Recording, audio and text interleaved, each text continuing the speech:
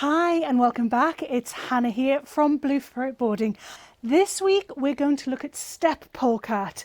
Now, steppe polecat are wild. There is no such thing as domesticated steppe polecat. There might be some in captivity, but there certainly aren't any in Britain, and I don't have any here.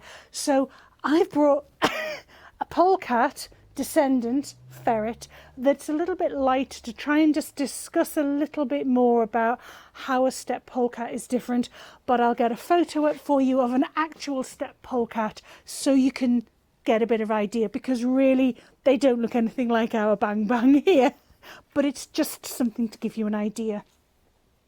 So the steppe polecat are located in the steppe region.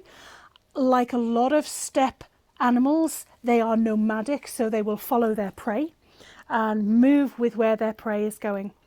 Steppe polecats can be found in Central and Eastern Eurasia and Central Asia in that steppe area, although some have been found super high up in the mountains of Nepal. So they're pretty awesome little creatures, and they can really adapt themselves to different places and different situations. The steppe polecat is slightly bigger than the European polecat.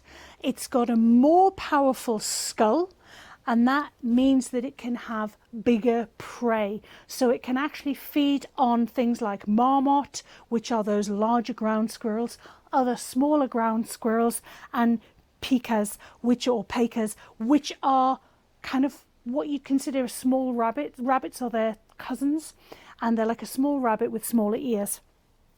So those are quite larger prey, really. So the steppe polecat really gets around that by having evolved these much stronger teeth.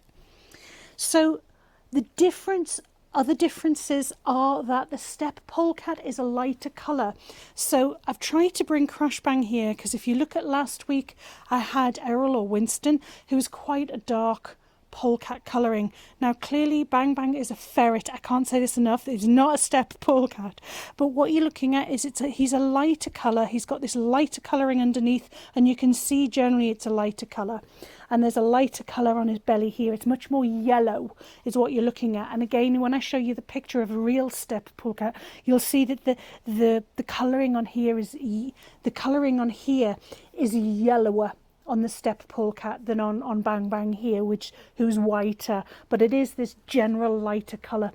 They have a lighter mask, so you can see how Bang Bang has that lighter mask as well, although Bang Bang has a pink nose, and the steppe polecat will still have a black nose, to my understanding. So that is a difference. So the other differences are, although you still get that in a European polecat, but they will have these dark legs as well.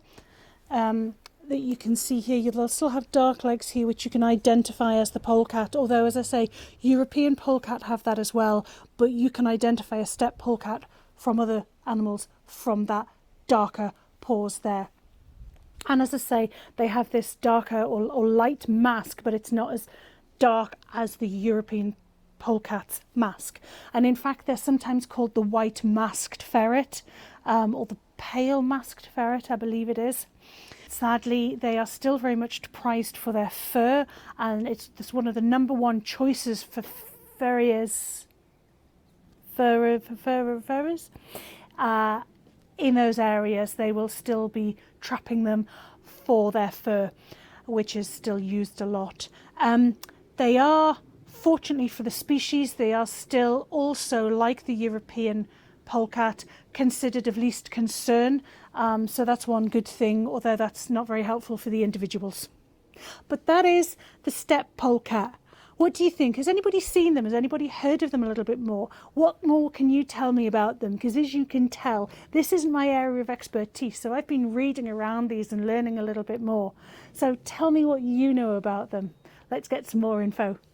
Okay, next week we're going to be looking at the black-footed ferret and the European mink. See you then.